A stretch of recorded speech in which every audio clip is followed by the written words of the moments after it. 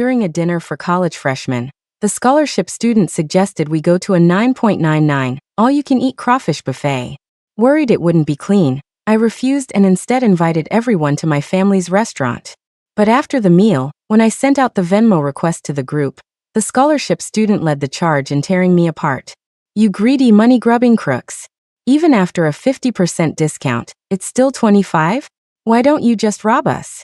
And we're supposed to be your classmates? How could you rip us off like this? Have you no shame?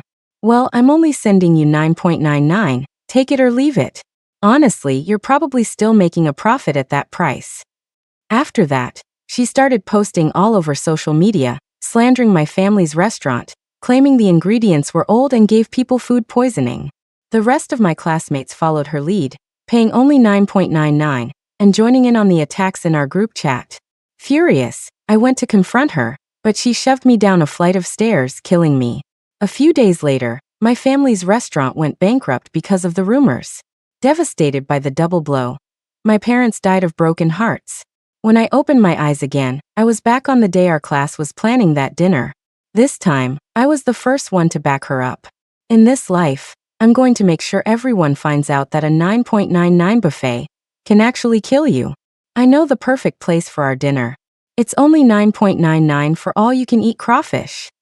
Unlike Neptune's Catch Buffet, which charges $49 a person. That's total highway robbery. The scholarship student, Sarah, was shouting excitedly. I looked around the familiar classroom. On the blackboard were the words, "Welcome, freshmen." That's when I realized I had been reborn. I was back at the beginning of my freshman year, on the day our class was planning a group dinner. In my last life, when Sarah suggested the 9.99 crawfish buffet, I was the first to object. My family was also in the buffet business, so I knew that you get what you pay for. A 9.99 price point couldn't even cover the cost of the ingredients. The food had to be bad. So I argued against it and invited everyone to my family's restaurant instead, even convincing my dad to give all my classmates a 50% discount. I never expected that after the dinner, Sarah would be the first one in the group chat to call my family scammers, with the entire class piling on to insult me. Not only that, but she also smeared our restaurant online, causing our business to plummet. When I went to confront her, she just smirked. "Chloe, don't think you're so special just because your family's got some cash. I can't stand rich kids like you who love to flex. What's so wrong with a 9.99 buffet? What, is your stomach made of gold? You think you're gonna die from eating it? Do you have any idea that 25 is my food budget for a whole week? And you expect me to spend that on one meal? You were just trying to embarrass me, weren't you? Actually, I know your family's restaurant has fresh food and is definitely worth the $49 price tag. The discounted 25 was probably just your cost. But I just don't like you, so I spread those rumors on purpose. What are you gonna do about it?" Hearing that, I trembled with rage. I lunged forward and grabbed her collar, demanding she clear my name in the group chat. But she just shoved me down the stairs. My head hit the ground hard, and I died on the spot. My parents, hit with that double tragedy, spent their days in tears and eventually died of grief. "Chloe, I heard Neptune's Catch is your family's place. I just have to ask, at $49 a person, is your profit margin over 95%? You people are shameless." Sarah suddenly raised her voice, directing her question at me. In an instant, all my classmates turned to look at me. After snapping back to reality, I smirked and said with deliberate arrogance, "The profit's definitely not bad, but not as crazy as you're making it sound." Hearing my reply, Sarah rolled her eyes in disgust. "See? I told you they were crooks, just squeezing money out of regular people like us. I guess the bigger the restaurant, the more rotten it is. No one's money grows on trees. We'd be better off going to the place I recommended. For just 9.99, you get all-you-can-eat crawfish. What a steal." Being called a crook in front of everyone. No one would stand for that. In my last life, I had torn her apart with a barrage of retorts that left her speechless. But this time, I was determined not to let them set foot in my family's restaurant. I wanted to see for myself what a 9.99 buffet was really like. Just when everyone expected me to stand up and argue, I just smiled sweetly at Sarah and agreed with her. "I think the place Sarah recommended sounds great. It's cheap, and we can eat our fill. We're all students, so a good deal is what matters most." Hearing this, Sarah froze for a second before lifting her chin mockingly. Well, look at that. Looks like the little crook has seen the light. I guess you're not a total lost cause, Chloe. Just then, the class beauty Jessica, who was standing next to me, tugged on my sleeve and whispered, Chloe, your family's restaurant, Neptune's Catch, is really famous. A big brand like that is trustworthy. Can you get us a discount so we can go there? Before I could even refuse, Sarah shot up from her seat. She walked over to Jessica and snapped, Jessica, didn't you hear what I just said? I told you, they're scammers trying to rip us off. It's not worth the money. Why are you still sucking up to her? You may be pretty, but you're an idiot. Are you deaf or something? Jessica's face turned bright red. I just don't want to eat at a 9.99 buffet, she said, looking hurt. I'm worried I'll get food poisoning. Seeing Sarah clench her fists, ready to explode, I cut her off. My family's restaurant never does discounts, not even for classmates, I said to Jessica. And 49 is a bit steep for students. Most of our customers are business people. Besides, it's crawfish season right now. I think Sarah's idea is perfect. Crawfish and beer, that's what college life is all about. I don't think everyone should be so against it. Since Sarah is recommending it so strongly, let's just go check it out. If the food looks sketchy, we just won't eat it. We can even post a warning online for everyone else. When I said there would be no discount, the other students started chiming in.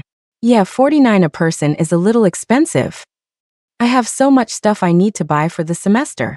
I have to spend money everywhere. Then we might as well go for the 9.99 crawfish. That's the perfect summer vibe, right? Exactly. For 9.99, you can't go wrong. With most of the class in agreement, the class president, Ryan, made the final call. All right, since everyone agrees on the 9.99 crawfish, let's pack up and get ready to go. Sarah sent the location, so everyone can just grab a rideshare over there. A sly, triumphant smile flashed across Sarah's face. Suddenly, a question popped into my head. Why was Sarah so insistent that we go to this particular restaurant? In my previous life, I never understood it, even up to the moment I died. All I did was not go to the place she recommended. Why did she hate me so much for it? Could she have a financial stake in this place? With that thought, I quickly texted my best friend and resident gossip queen, Jenna, asking her to do some digging and find the connection. At 7 p.m., all 50 students from our class had finally arrived. Jessica got out of the car clutching her purse, a disgusted look on her face. What is this dump, she complained. It took 40 minutes and 30 to get here. That just adds to the cost, doesn't it? But Sarah, acting like a little hostess, greeted her with a smile. Hey, it's a rustic spot. Of course it's a little out of the way. Look, we're surrounded by rice paddies. The owner raises these crawfish himself, they're super fresh. She pointed to 5 large baskets of live crawfish by the entrance. Seeing the lively, wriggling crawfish, everyone breathed a sigh of relief. They started praising her. The place Sarah recommended is actually pretty nice. It's a bit remote, but at least we're close to nature. It has a nice rustic feel. Totally. Look how fresh these crawfish are. We're in for a treat. Getting all-you-can-eat fresh crawfish for 9.99 is such a steal. Watching Sarah so skillfully introduce everything, I had a pretty good idea of what was going on. So, I decided to test my theory. Sarah, you seem to know this place really well. Are you sure it's your first time here? My question made a flicker of panic cross her eyes, but she quickly composed herself and explained. Of course. I just did a ton of research online beforehand. That's why I'm so familiar with it. The owner quickly chimed in. Right, it's the first time I've seen this young lady. I should thank her for bringing you all here. How about this? Since so many of you came to support my business today, besides the crawfish, I'll throw in some free appetizers for you all. Gus, a student who weighed about 200 pounds, patted his stomach and asked, Hey owner, are the drinks free too? Before the owner could reply, Sarah blurted out, No way. He'd lose his shirt. Realizing her response sounded a little too natural, she quickly changed the subject. Everyone, let's go get some food before the crawfish gets cold. Seeing the similar expressions on Sarah's and the owner's faces only strengthened my suspicion. They had to be related. Sure enough, just then, a message from Jenna came through. Chloe, the owner's name is Mr. Miller. He used to be a crawfish farmer back in his hometown. He just opened this place this year. The weird thing is, there are no negative reviews online. Then she added, but you know who your bestie is, right? I spent a little cash to ask some of the locals. And it turns out Mr. Miller has a daughter who goes to our university. I think she's even in your major. You probably know her. So that was it. Sarah was Mr. Miller's daughter. She had just taken her mother's last name. Now I finally understood everything. I understood why she hated me with such a passion in my last life just for refusing to eat here. But still, all-you-can-eat crawfish for $9.99 a person couldn't possibly make money. Why was Sarah so desperate for us to come here? With that thought, I picked up a plate and walked over to the buffet line. One quick glance was all it took. I could tell that all the crawfish, despite looking delicious, were dead. And they'd been dead for a long time. After all, my family had been in the restaurant business since I was a kid. I'd seen it all and could spot fresh ingredients from a mile away. It was just that the spicy and extra spicy crawfish were so heavily seasoned that the original taste of the food was completely masked. A normal person wouldn't be able to tell. Seeing everyone chugging down ice-cold drinks to combat the spice, I finally understood. The owner was making his money on the drinks. The $9.99 crawfish was just a gimmick. When I returned to the table with an empty plate, Sarah looked at me, confused. Chloe, why aren't you eating? Is it not to your taste? I put on a frustrated expression. Ugh, it's so annoying. My mom just called and said she scheduled an endoscopy for me tomorrow morning. She told me I absolutely can't eat anything tonight. With that, I pretended to slam my phone down on the table angrily. Sarah glanced at me skeptical. Miss Princess, you're not just making up an excuse because you're too good for this place, are you? I immediately got defensive. What are you talking about? I love crawfish. Why else would I have recommended we all come here? To make her believe me, I put my phone on speaker and angrily called my mom. Mom, can you cancel the endoscopy for tomorrow? I really want to eat crawfish tonight. I'm going to eat. On the other end of the line, my mom's stern voice came through. Chloe, don't be willful. You know you have a sensitive stomach. You have to go for the checkup tomorrow. If you don't listen to me and eat tonight, it will affect the results, and I won't give you your allowance for this month. Then she hung up. I started to cry. You see, I sobbed. My mom's always been like this, always using my allowance to threaten me. Sarah finally relented. Okay, I was just kidding. Don't eat then. Your health is more important. I pretended to watch my classmates feast with an envious look on my face, but I was really keeping a close eye on Sarah's every move. These crawfish had been dead for days. There was no way Sarah didn't know. Soon I discovered the trick. Every time Sarah went to get crawfish, she only took the garlic butter ones from a specific corner. I immediately understood what was going on. The garlic butter crawfish were made with very little seasoning, not even much salt, so most people found them unappetizing. But those were the only fresh ones, which is why she dared to eat them. Suddenly, with a cry of oops, Gus dropped a whole plate of crawfish on the floor. The owner winced, looking pained. What a shame. Such a waste of good food. Gus, however, was not happy. Isn't it all you can eat? He demanded loudly. Those crawfish on the floor are the same as if I ate them. What do you mean a waste? Sarah quickly rushed over to explain. The owner didn't mean it like that. He's just an honest guy who's not good with words. He just hates to see food wasted. After saying that, she secretly tugged on the owner's sleeve and led him toward the back kitchen. Pretending I needed to use the restroom, I quietly followed them. I overheard the owner scolding her. You damn girl. How can that fat friend of yours eat so much? I counted. He's had 12 plates already. If he keeps eating like this, I'm going to lose my shirt. Sarah put a finger to her lips in a shoe gesture. Dad, she reasoned. They're all dead crawfish. If they don't eat them, they'll just rot and you'll have to throw them in the toilet. What are you so worried about? The owner patted her on the head, a look of pride on his face. You're right. These things have been dead for 3 days.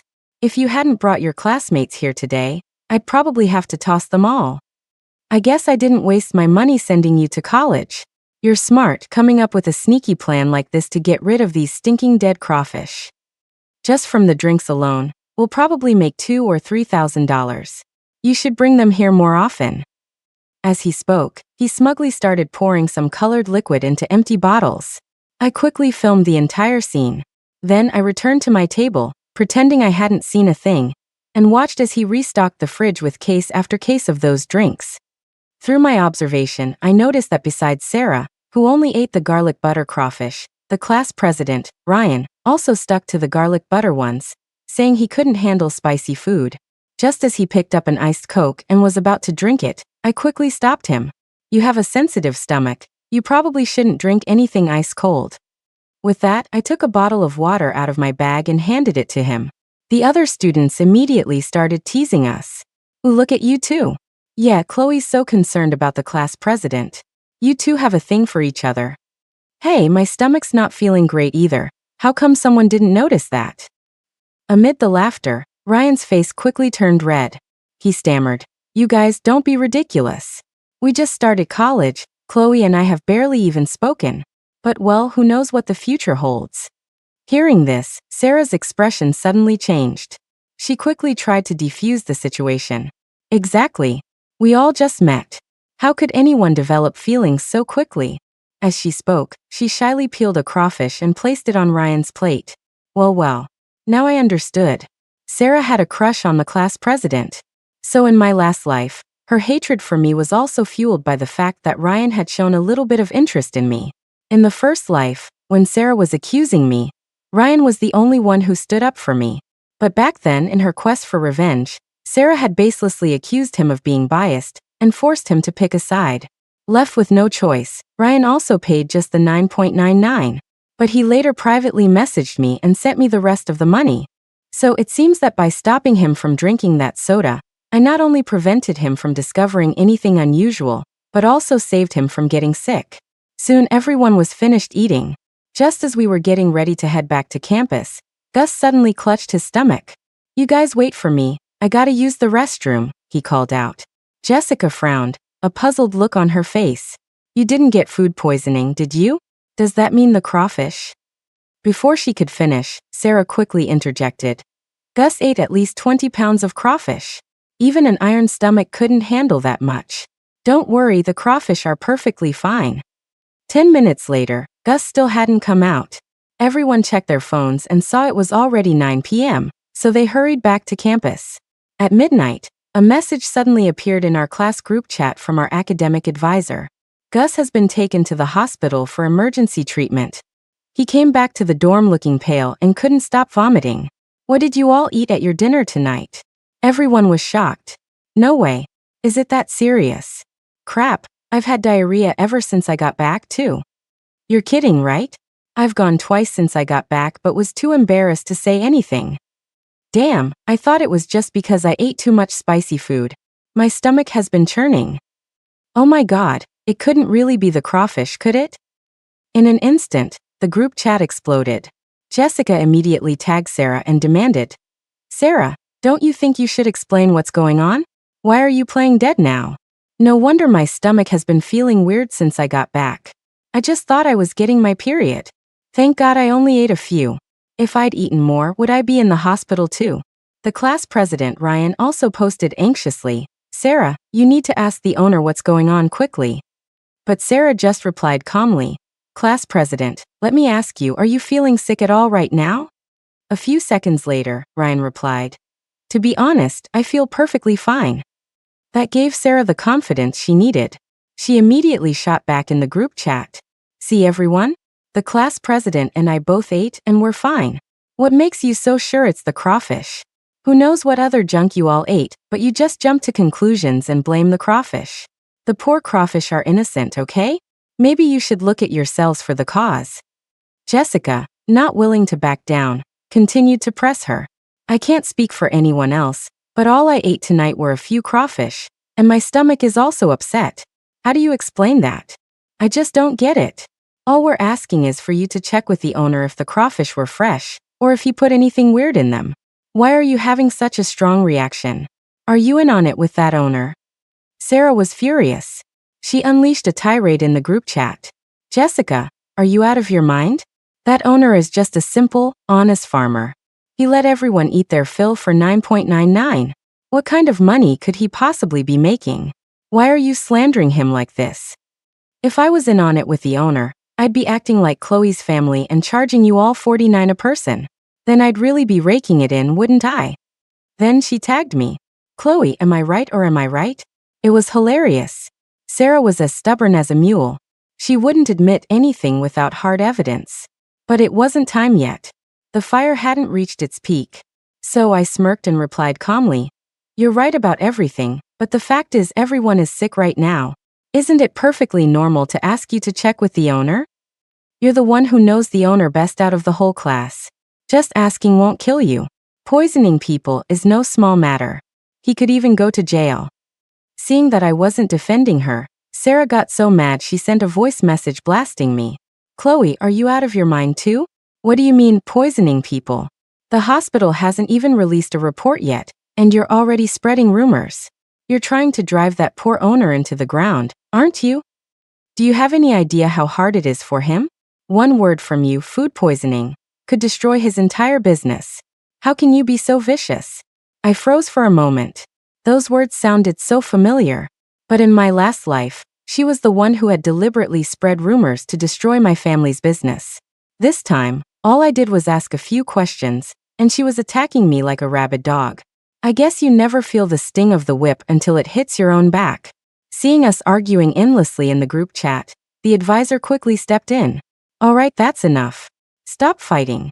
Once the hospital results are out, we'll know the truth."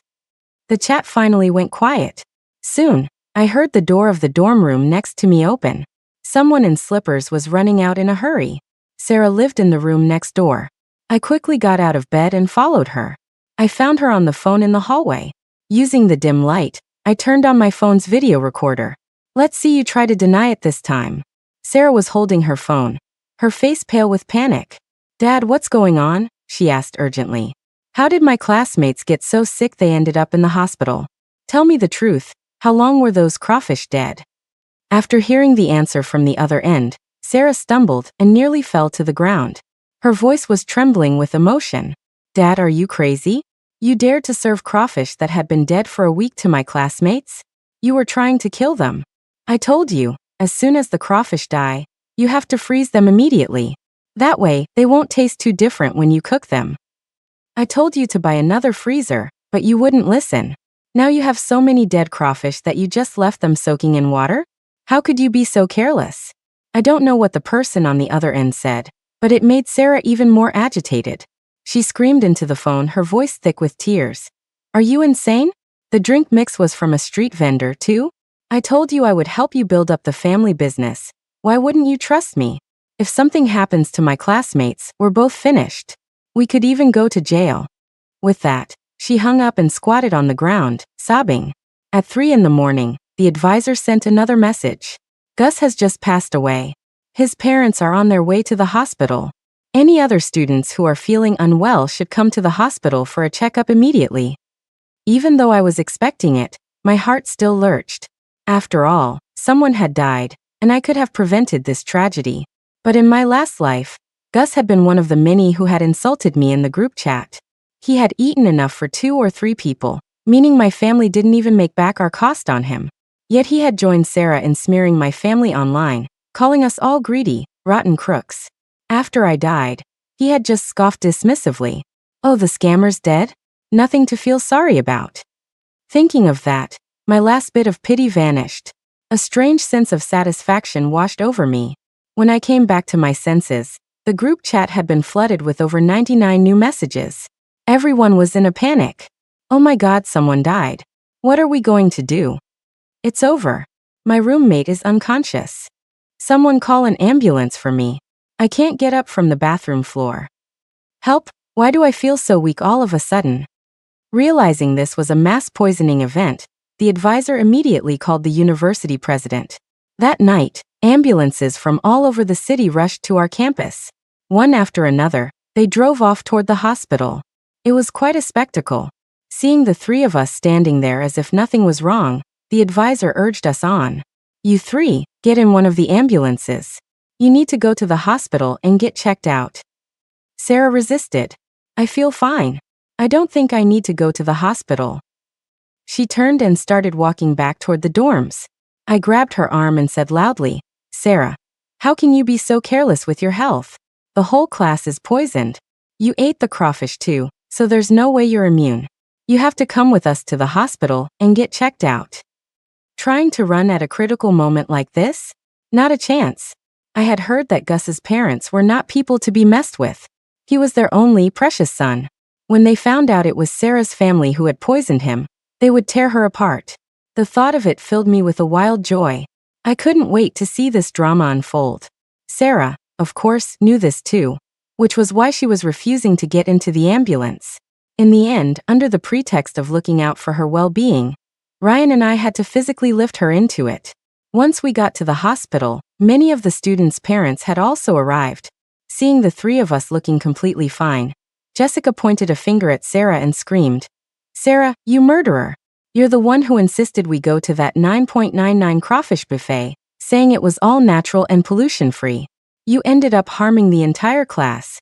Gus just ate a few extra plates of crawfish, and he died from food poisoning. How are you going to pay for that, you killer?" As soon as she finished speaking, a middle-aged couple rushed out from nowhere. Before anyone could react, the man kicked Sarah to the ground. Immediately after, the woman straddled her, frantically slapping her face and screaming, "You little bitch, give me back my son. If it wasn't for you, you broke piece of trash, insisting on going to a 9.99 buffet, my son wouldn't have been poisoned. You worthless dog. 10 of your lives wouldn't be worth one of my sons. I'm going to kill you and avenge my son."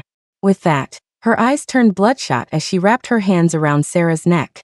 The advisor saw what was happening and rushed forward to pull her off. "Mrs. Gua, please calm down. The autopsy results aren't out yet." But the next second, Gus's father shoved the advisor away with immense force. He grabbed the advisor's collar and roared, "My son just started college 2 days ago and now he's dead. How does your school supervise its students? I'm not done with you or this school. I'll deal with you all later. None of you are getting away with this. But today this little bitch Sarah has to die. Whoever tries to stop me gets hurt. I suggest you all mind your own business."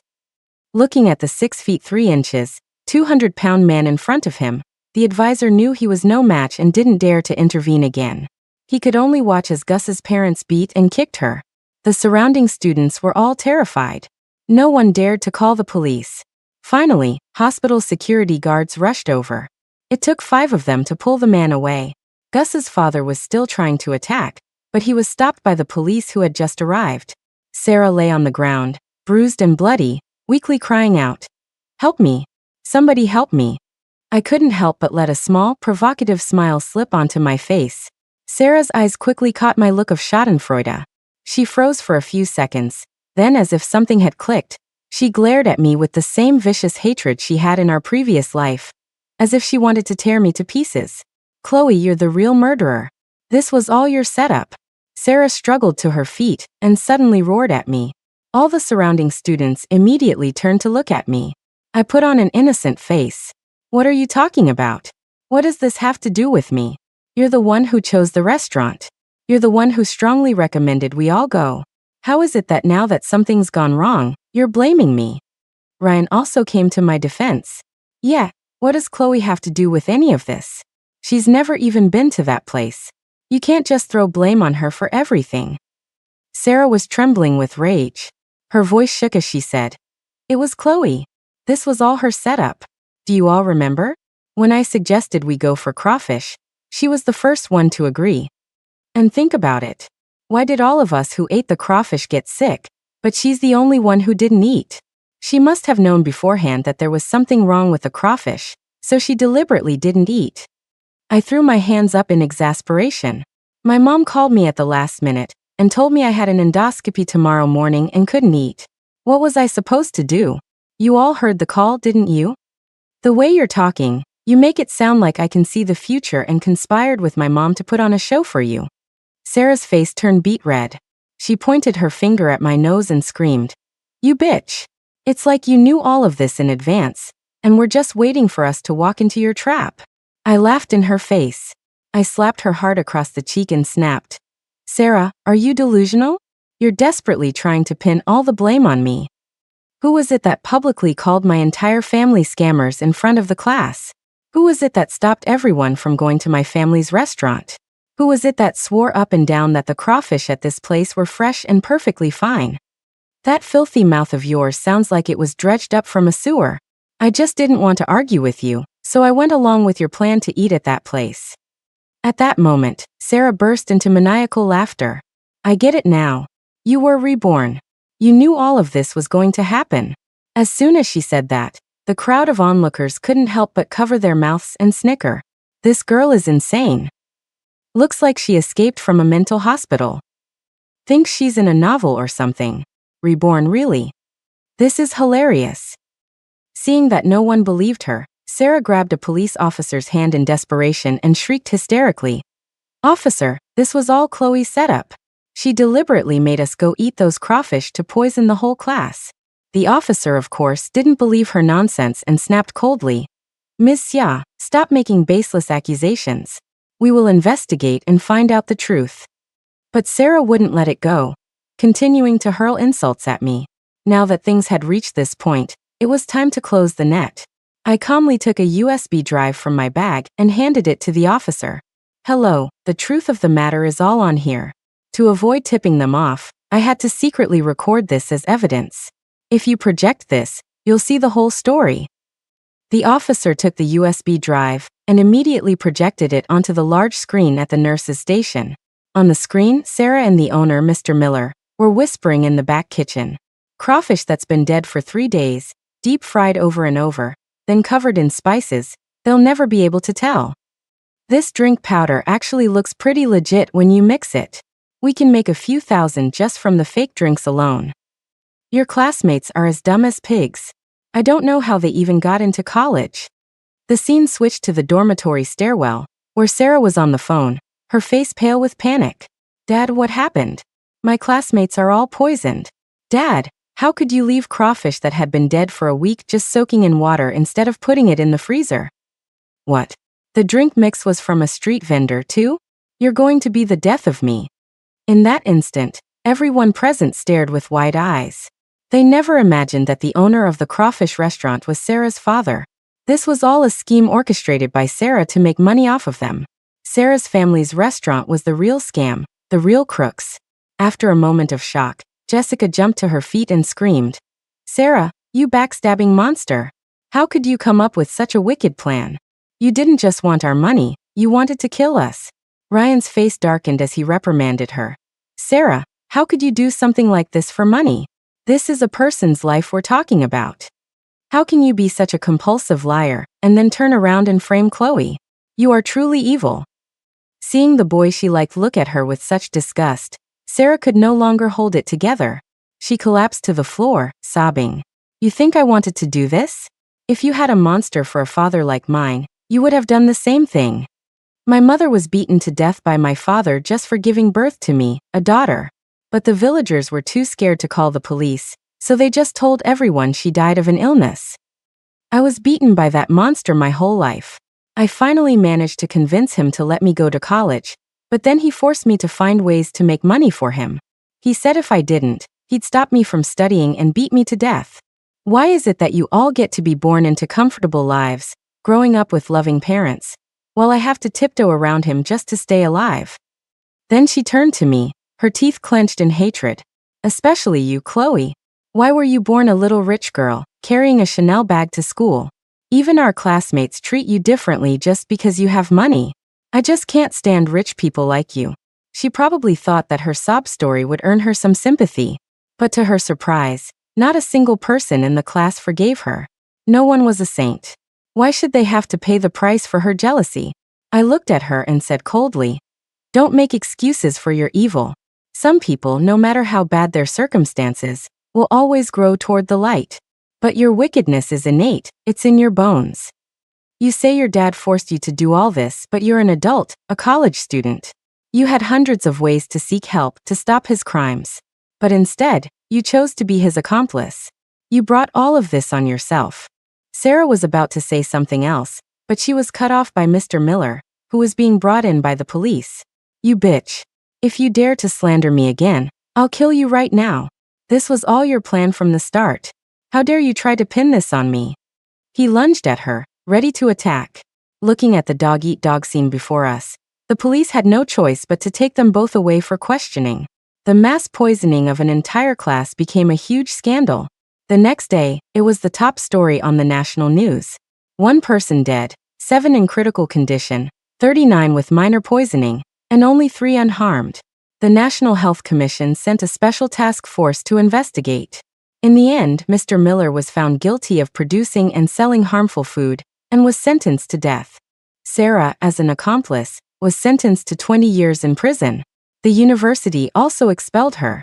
Unwilling to spend the best years of her life in prison, Sarah jumped from the roof of a school building the night before she was to be taken into custody. With my revenge complete, I applied to the university to change my major. Even though they hadn't hurt me in this life, they were all accomplices in my last one. I hold a grudge. I couldn't bring myself to coexist peacefully with them. In any case, I would have no more contact with these people. A bright future was waiting for me. End of story.